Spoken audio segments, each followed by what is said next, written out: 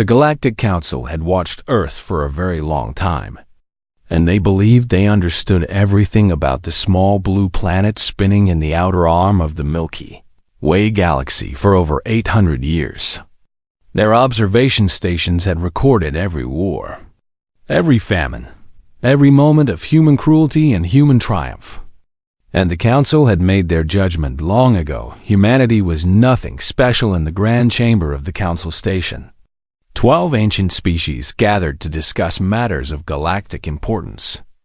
And Earth was rarely mentioned, because Earth did not matter to them at all. Ambassador Vethril of the Kethmir Dominion sat in his hovering chair and looked down at the holographic display showing the latest human activity with something close to boredom in his 4 yellow eyes. The humans had launched another probe into space, their third attempt to reach beyond their own solar system.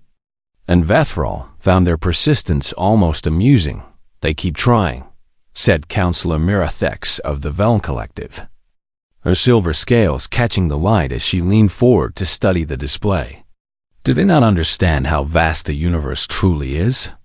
"They understand nothing," Vethril replied, his deep voice echoing through the chamber. "Our xenanthropologists have studied them for centuries, and the conclusion is always the same." He waved one of his 4 arms, and the display changed to show a timeline of human history, filled with red markers indicating wars and conflicts and disasters. "They are a Category 7 developing species," Vethril continued, "primitive and violent and completely self-destructive. And our models predict they will cause their own extinction within 300 years through environmental collapse or nuclear warfare." The other council members made sounds of agreement because this was old information and nobody disagreed with the assessment. Humanity was a failed experiment of evolution, a species that had somehow developed intelligence but lacked the wisdom to use it properly. The Galactic Council had seen dozens of species like them before, and they all ended the same way, destroying themselves before they could ever reach the stars. But then came the report that changed everything. A junior monitoring officer named Kethmir entered the chamber with his head bowed low and his hands trembling as he approached the Council's central platform. "Honored Council members," he said in a voice barely above a whisper, "the human probe has reached the Centauri relay." Silence fell across the chamber like a heavy blanket. The Centauri relay was the closest gateway to the greater galactic network, a piece of technology left behind by a civilization that had vanished millions of years ago. And no primitive species had ever come close to discovering it before. "That is impossible," said Counselor Threxival of the Mordai Empire, his massive insectoid body rising from his seat. "Their technology should not allow them to travel that far for another 500 years at minimum. And yet, they have done it," the monitoring officer replied, pulling up the sensor data for all to see. "Their probe reached the relay 14 standard hours ago and has begun transmitting signals back to Earth." Ambassador Vethril felt something he had not experienced in centuries, a cold sensation creeping through his body that he eventually recognized as fear. If the humans discovered the relay, they would discover they were not alone in the universe. If they discovered they were not alone, they would try to make contact, and if they made contact, the Galactic Council would have to acknowledge their existence and deal with all the complications that would bring. "We must convene an emergency session," Vethril announced, his voice cutting through the growing murmurs of concern. "This development requires immediate action." The emergency session lasted for 3 full days as representatives from all 12 member species argued about what to do with the human problem. Some advocated for direct contact, suggesting that bringing humanity into the galactic community might help civilize them and reduce their violent tendencies. Others argued for complete isolation, proposing that the Council simply ignore the humans and hope they would eventually destroy themselves as predicted. But Ambassador Vethril had a different solution, one that had been used before on other troublesome species. one that was efficient and clean and required no further involvement from the Council. "We must implement containment," he declared on the third day of debate. "Full quarantine of the Sol system using the standard grid protocols." Councillor Mirathex tilted her head in consideration. "You propose to cage them in their own solar system?" "Precisely," Vethral replied. "We deploy the quarantine grid around their system, an invisible network of satellites that will disable any vessel attempting to leave. And the humans will simply believe that interstellar travel is impossible for them. They will think the universe is empty," Threxival added, understanding dawning in his compound eyes. "They will give up and turn inward and eventually fade away like all the others. And we will not have to waste resources monitoring them or dealing with their primitive aggression," Vethral concluded. "It is the most elegant solution available to us." The debate continued for several more hours. But in the end, the vote was unanimous. The Galactic Council decided that humanity would be contained within one standard month. Thousands of quarantine grid satellites were deployed around the Sol system in a perfect sphere that no human sensor could detect. The satellites were programmed to target any vessel with human life signs attempting to cross the boundary and disable their engines and life support systems with surgical precision. There would be no warnings. There would be no communications. The humans would simply find that every ship they sent beyond their solar system would mysteriously fail, and they would eventually conclude that the universe did not want them. Ambassador Vethral watched the final satellite lock into position and felt satisfied with the Council's decision. "Note in the official record that the human situation has been resolved," he instructed his aide. "Classification: contained species and no further action required." The aide made the notation, and the file on humanity was closed and archived, along with dozens of other species that the Council had quietly eliminated over the millennia. Rao returned to his regular duties and did not think about Earth again. The Galactic Council considered the matter finished and moved on to other concerns, confident that they had handled the human problem with their usual efficiency. They did not understand what they had just done. They did not understand that humans were different from every other species they had ever encountered. They did not understand that humans had something the Council had never seen before, a quality that made them dangerous beyond measure, a fire that burned in their hearts that could not be extinguished by isolation or containment or quiet death. In the void of space, the Council had studied human violence and human cruelty and human self-destruction for 800 years, but they had never bothered to study human love. They had never bothered to study human grief. They had never bothered to understand what humans would do when someone they cared about was taken from them, and that oversight would cost them everything far away on Earth. Humanity continued to dream of the stars, unaware that an invisible prison had just been built around their world, unaware that the universe had decided they were not worthy of survival, but they would learn the truth soon enough, and when they did, the Galactic Council would discover that they had made the worst mistake in their entire history. They had given humanity a reason to fight. They had given humanity something to avenge, and humanity never forgot, never forgave, never surrendered.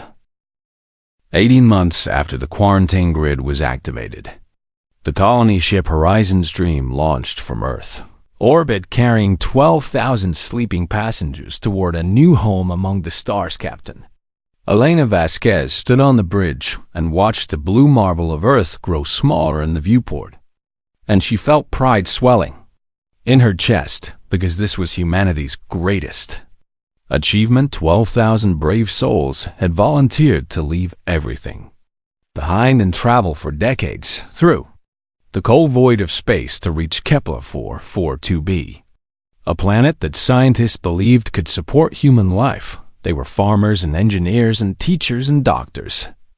And they had all agreed to sleep in cryogenic chambers while the ship carried them across the impossible distance between worlds. Aina had commanded many vessels in her 30 years of service, but nothing compared to the honor of leading this mission. All systems are functioning normally. Captain, reported her first officer, Lieutenant Commander David Chun, a young man with kind eyes and steady hands who had become like a son to her over the years of training. The colonists are all in stable cryosleep, and the navigation systems are locked onto our destination. Elena nodded and allowed herself a small smile as she looked at the faces of her bridge crew. These brave men and women, who had chosen to stay awake for the entire journey so that the colonists could sleep safely. We are making history today, she said softly. Future generations will remember us as the first humans to truly leave home. The crew cheered, and Elena felt hope burning bright in her heart for 3 weeks. Everything went perfectly. The Horizon's dream sailed through the darkness of space at speeds that would have seemed impossible just a century before.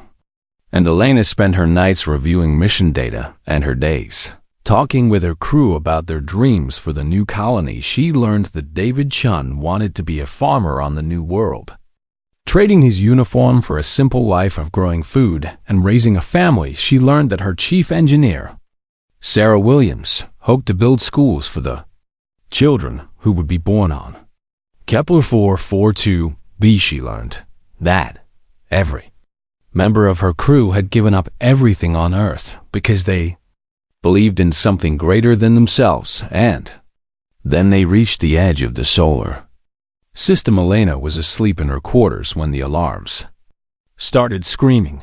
She ran to the bridge in bare feet and found her crew frantically working at their stations with fear written across their faces. "What is happening?" she demanded. "I do not know, Captain," David replied, his voice shaking as his fingers flew across the control panel. "Something has targeted our ship, and our engines are failing." Elena looked at the sensor display and saw nothing there. No enemy vessel, no asteroid. No explanation for what was happening to her ship. "Life support is going offline," Sarah called out from the engineering station. "Someone is systematically shutting down every system we need to survive." "That is impossible," Elena said. But she could see the truth on the screens in front of her. Could see her ship dying around her with no apparent cause. The temperature on the bridge began to drop. Elena watched frost begin to form on the viewport and felt the cold seeping into her bones. And she understood with terrible clarity that they were all going to die. "Can we send a distress signal?" she asked. "I am trying," David replied. "But something is blocking our communications." Elena thought about the 12,000 people sleeping in the hold below. Men and women and children who had trusted her to carry them to a new life, who would never wake up from their frozen dreams. She thought about their families back on Earth, who would never know what happened to them. She thought about the universe that had seemed so full of promise and wonder. And she felt rage burning through the cold that was slowly killing her. "Keep trying to send the signal," she ordered, and prepared the black box for emergency ejection. "Captain?" David looked at her with confusion. "Someone did this to us," Elena explained, her breath forming clouds in the freezing air. "Someone is out there and they murdered 12,000 innocent people. And I will not let them get away with it." She walked to the recording console on numb legs and activated the emergency documentation system. "This is Captain Elena Vasquez of the colony ship Horizon's Dream," she said into the recorder, her voice steady despite the cold that was stealing the feeling from her fingers. "We have been attacked by an unknown force approximately 7 hours past the boundary of our solar system." She paused to cough, her lungs burning from the freezing air. "Our engines have been disabled and our life support systems are failing. And we have received no communication from whoever is doing this to us." She looked at the sensor data one more time. "There is something out here," she continued. something invisible that does not want us to leave our solar system. And they have killed us without warning and without mercy. The lights on the bridge flickered and went dark, leaving only the emergency lighting casting red shadows across the dying crew. I am uploading the faces and names of every colonist aboard this vessel, Elena said, her words coming slower as the cold crept deeper. 12,000 people who wanted nothing more than to find a new home among the stars. David collapsed at his station, and Elena knew he would never get to be a farmer on a distant world. Sarah stopped moving at her engineering console, and Elena knew she would never build those schools she had dreamed about. Elena was the last one left, her body refusing to surrender even as the ice formed on her eyelashes and the darkness crept into the edges of her vision. To whoever receives this message, she whispered into the recorder, "Tell the people of Earth what happened here, and tell them we did not die alone." She ejected the black box with the last of her strength, sending it on a trajectory that would take 11 years to reach home. "Tell them we died wondering why," she said, her final words barely audible. "Tell them we died hoping they would find the answer." Captain Elena Vasquez closed her eyes and joined her crew in the endless sleep of death. The Horizon's dream drifted silently through the void, a tomb carrying 12,000 frozen souls who would never reach their promised land, far away on the council station. A monitoring officer named Kethmir noticed the human vessel's termination on his sensor display. He recorded the event in his log with casual efficiency, noting the time of death and the number of casualties as if he were documenting the migration patterns of space bacteria. "Quarantine protocol successful," he typed. And then he moved on to his next task without another thought. He did not report the incident to Ambassador Vethral because it was not important enough to bother the ambassador with. One ship of primitive creatures was beneath the council's attention. The matter was forgotten before the shift change, but 11 years later, a small black box would fall from the sky and land in the Pacific Ocean, and humanity would finally learn the truth about what waited for them in the darkness between stars, and the galaxy would learn the truth about humanity. They would learn that humans were not a species that accepted death quietly. They would learn that humans were not a species that forgave. They would learn that humans were not a species that ever stopped fighting for their own. The council had killed 12,000 humans and thought nothing of it. They would spend the rest of eternity wishing they had thought about it more, because humanity was coming for them and humanity wanted answers. The black box fell from the sky on a cold morning in December, and the world would never be the same again. A fishing vessel spotted the strange object floating in the Pacific Ocean and called it in to the authorities. And within hours, the governments of Earth had recovered the final message of Captain Elena Vasquez. They did not release the information to the public immediately. First they studied the data, and then they verified it, and then they studied it again because they could not believe what they were seeing. But the evidence was undeniable. Someone had murdered 12,000 people, and that someone was not human when the announcement finally came. It was broadcast on every channel, in every language, to every corner of the planet. And humanity watched in silence as Captain Vasquez spoke her final words. They saw her face, pale and frost-covered but still defiant. They heard her voice, weak but unbroken. They learned that the universe was not empty. They learned that something out there had decided humanity did not deserve to exist. Then the broadcast showed the faces of the colonists. 12,000 photographs scrolling across screens around the world. Men and women and children who had dreamed of a better future among the stars. The world went silent for 3 days.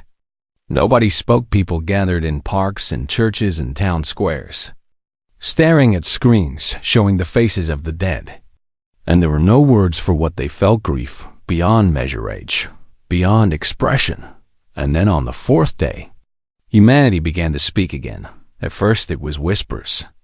Conversations between neighbors and friends and family members about what should be done. And those whispers grew into discussions. And those discussions grew into debates.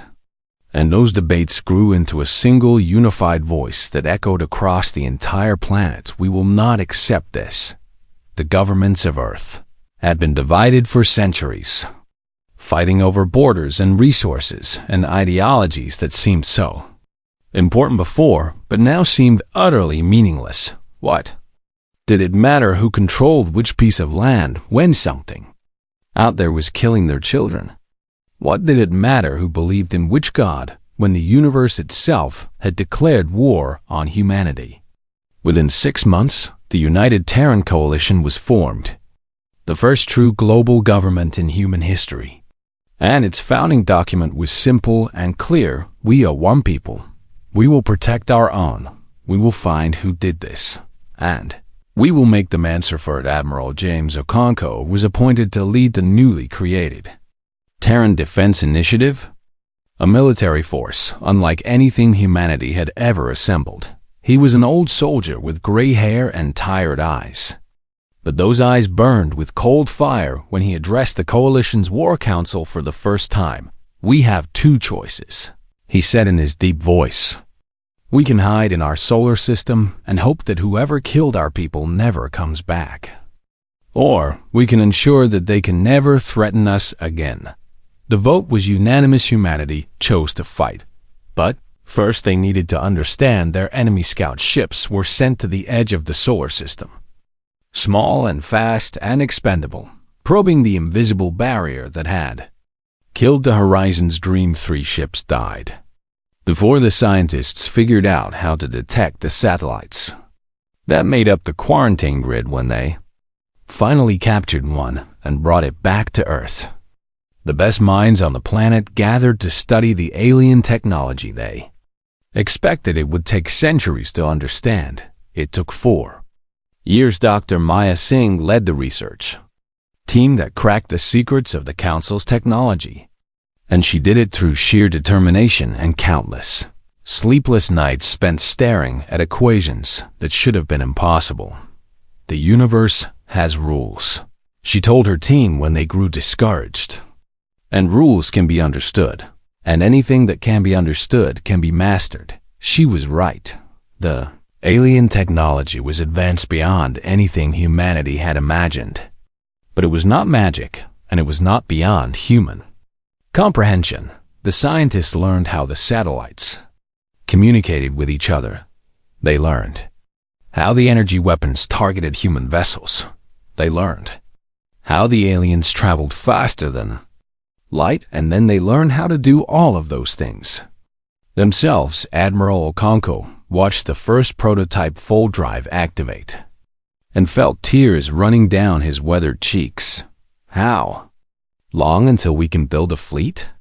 He asked. 15 years, Dr. Singh replied. Maybe less if we push hard. Then we push hard, Okonkwo said. We push harder than we have ever pushed before. And humanity pushed factories that had once built consumer goods were converted to produce warship components. Scientists who had studied economics and biology and every other discipline retrained themselves in military engineering. Children grew up knowing that their generation would be the one to answer the call. The planet transformed itself into a single unified machine with one purpose: vengeance.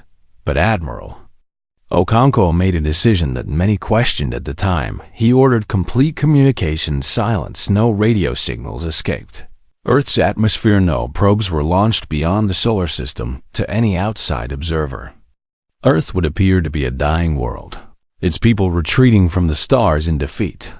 Let them think we have given up, Okonkwo explained to the Coalition Council. Let them forget about us, and when we are ready, we will remind them that we exist. The Galactic Council noticed the change in human activity. Their monitoring systems detected the decrease in radio transmissions and the absence of new space launches. and Ambassador Vethral reviewed the data with satisfaction. It appears the humans are finally beginning their predicted extinction spiral, he reported to the council. The loss of their colony vessel must have broken their spirit. Should we continue monitoring them? Asked Councillor Mirathex. Why waste the resources? Vethral replied, they are no longer a concern. The council voted to reduce their observation of Earth to minimal levels. It was the second worst mistake they ever made for 15 years. Humanity worked in silent ships were built in underground facilities. Hidden from any possible observation, weapons were tested on the far side of the moon, where no alien sensor could detect them. Soldiers, trained and scientists invented, and the entire species bent itself toward a single goal, and at the center of it all, Admiral Okonkwo kept a list 12,000 names, 12,000 faces, 12,000 reasons to keep fighting. He memorized every name and every face. And he made sure that every soldier under his command knew who they were fighting for. We are not doing this for revenge, he told them. We are doing this for justice, and there is a difference. What is the difference? A young officer asked Okonkwo, looked at her with eyes that had seen too much death.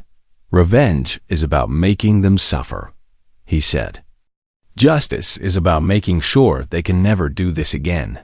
The young officer nodded and returned to her duties. And Okonkwo returned to his planning. Fleet was almost ready. 12,000 warships, one for every soul lost on the horizon's dream, and each ship bore a name painted on its hull in letters that could be seen from space. The names of the dead, the names of the avenged humanity, was coming, and the Galactic Council had no idea what was about to happen.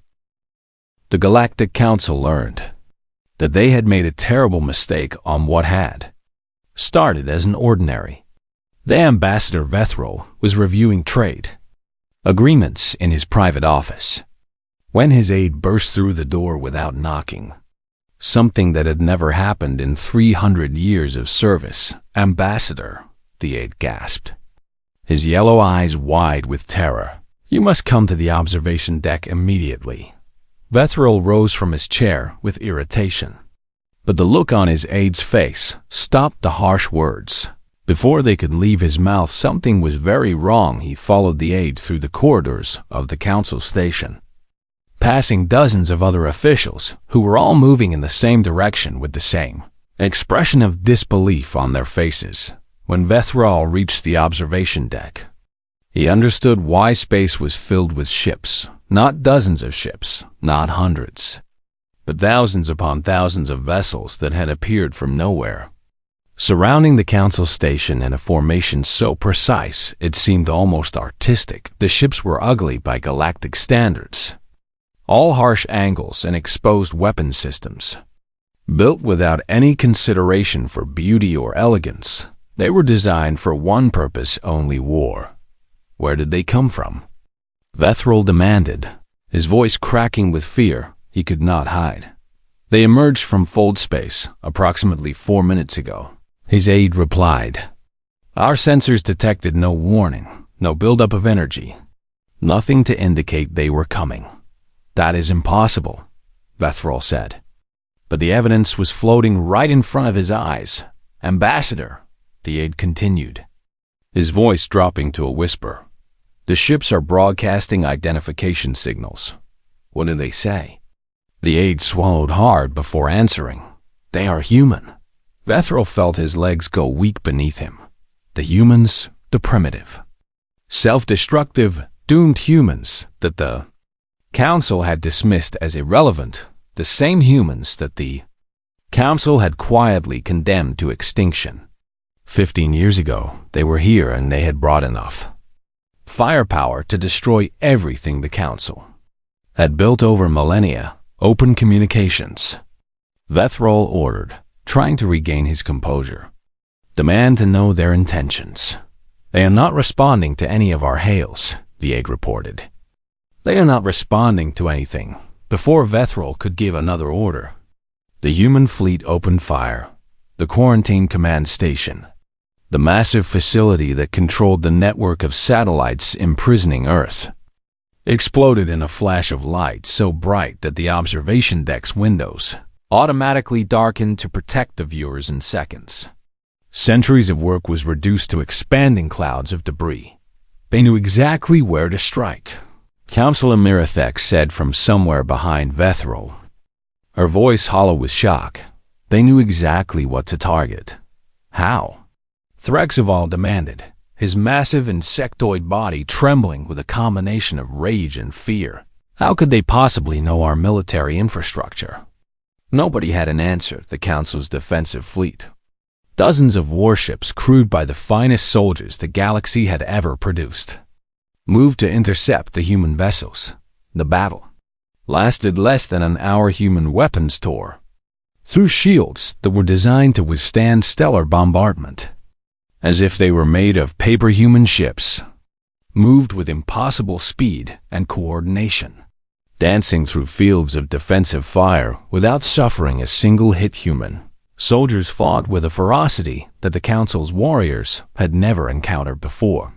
When the last Council warship fell silent, the human fleet turned its attention to the Council station itself. We must evacuate, Mirathex urged. We must survive to coordinate a counter-response. There is nowhere to go, Vethril replied, watching the human ships close in around them. And I do not think they intend to let us leave. He was right, Marine. Shuttles detached from the human warships and made their way toward the station's docking bays. And the Council's security forces tried to stop them, but they might as well have tried to stop a tsunami. With their bare hands, human soldiers poured through the corridors of the station, their faces hidden behind tactical helmets, their weapons cutting down anyone who resisted. They were efficient and precise, killing only those who fought back and restraining everyone else. Within 2 hours, the entire Council station was under human control. Vethril and the other Council members were escorted to the Grand Chamber, where they had made so many decisions about the fate of lesser species. And they were made to wait while human soldiers secured every entrance and exit. Then the doors opened and Admiral James Okonkwo walked in. He was older than Vethril expected, his hair silver and his face lined with years of burden. But his eyes burned with a fire that made even the ancient ambassador feel small. Behind him came more soldiers, and they carried something between theme. Holographic projector. Okonkwo stopped in the center of the chamber and looked at the 12 most powerful beings in the galaxy with an expression that was impossible to read. Ambassador Vethril, he said, his voice echoing through the silent chamber. I know who you are, and I know what you did. Vethril tried to maintain his dignity, straightening in his hovering chair and meeting the human's gaze. You are committing an act of war against the Galactic Council, he said. This aggression will not stand. Okonkwo actually laughed, though there was no humor in the sound. We are committing an act of war? He repeated. You murdered 12,000 of our people without warning or provocation, or even the basic decency of telling us why. They were contained according to standard protocols. Vethril replied. Your species was deemed a threat to galactic stability. A threat? Okonkwo stepped closer, and Vethril saw something in those human eyes that made his blood run cold. We had done nothing to you, and you killed our children in the dark and expected us to accept it. He gestured to his soldiers, and they activated the holographic projector. 12,000 faces appeared in the air above the Council chamber. Men and women and children floating like ghosts around the assembled aliens. These are the people you killed, Okonkwo said. Farmers and teachers and doctors and engineers who wanted nothing more than to build a new home among the stars. The faces rotated slowly, each one visible for a moment before being replaced by another. You did not know their names, Okonkwo continued. You did not know their dreams or their hopes or the families they left behind. He pulled a small device from his pocket and held it up for the Council to see. But we knew them, he said. We knew every single one of them. And we spent 15 years making sure we would never forget. He pressed a button on the device, and the faces stopped rotating. Captain Elena Vasquez appeared in the center of the display, her image taken from happier times when she was smiling and alive and full of hope. "This woman was the captain of the ship you destroyed," Okonkwo said. "She recorded a message as she died, telling us what happened and begging us to find out why." He looked at Vethral with eyes that held no mercy. "So here is my question, Ambassador," he said. "Why?" Vethral opened his mouth to respond, but found that he had no words for the first time in his very long life. He understood that he had done something truly wrong. He had authorized the deaths of 12,000 people because it was convenient. He had never thought about them as individuals, as beings with lives and dreams and people who loved them. He had thought of them as pests to be eliminated, and now those pests had crossed the galaxy to make him answer for his crimes.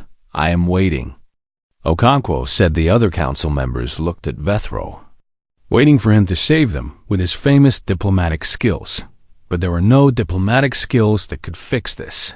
"We thought you were dangerous," Vethral finally said, his voice barely above a whisper. "We thought you would destroy yourselves eventually, and we decided to make sure you could not spread your violence to the rest of the galaxy." "You thought we were dangerous," Okonkwo repeated, looking around at the captured station and the defeated fleet and the terrified council members. He almost smiled. "You had no idea." The council members waited for death in the silence that followed Admiral Okonkwo's words.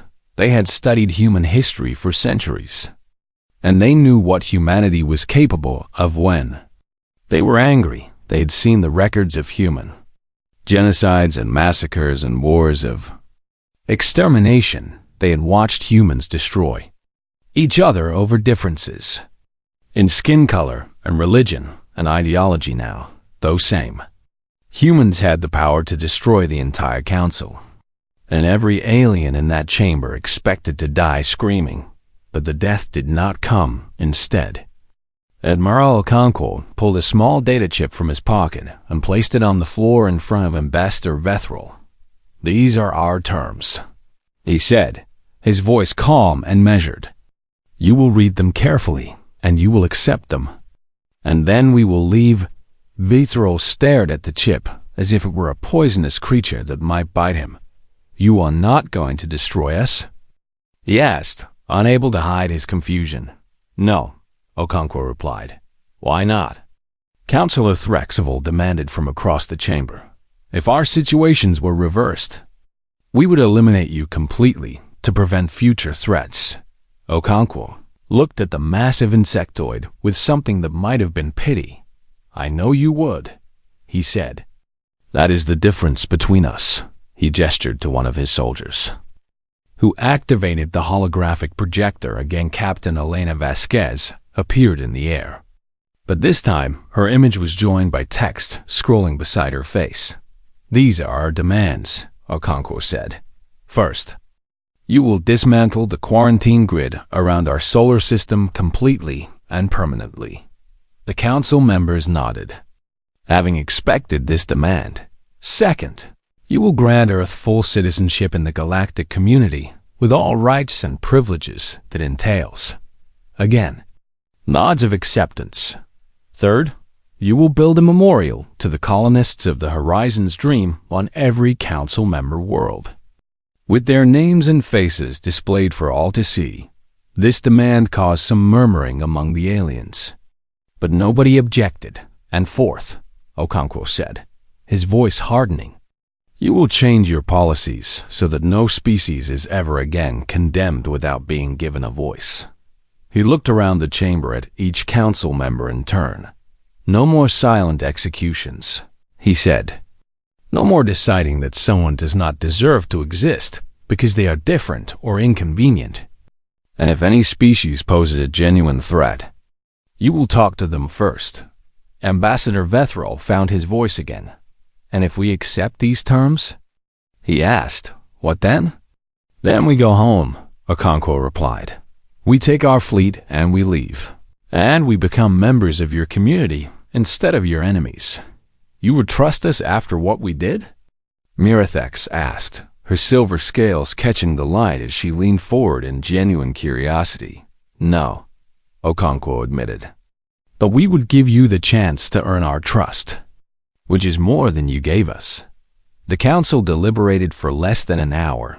They had no choice but to accept. And they knew it. Human ships surrounded their station and human weapons were pointed at their heads. And for all their ancient wisdom and advanced technology, they were completely at humanity's mercy, but something else influenced their decision.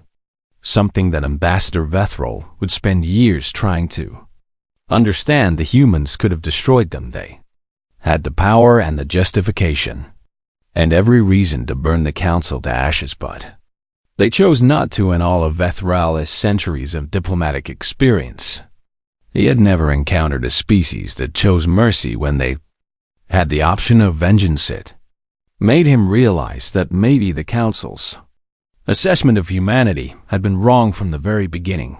The terms were accepted unanimously over the following months.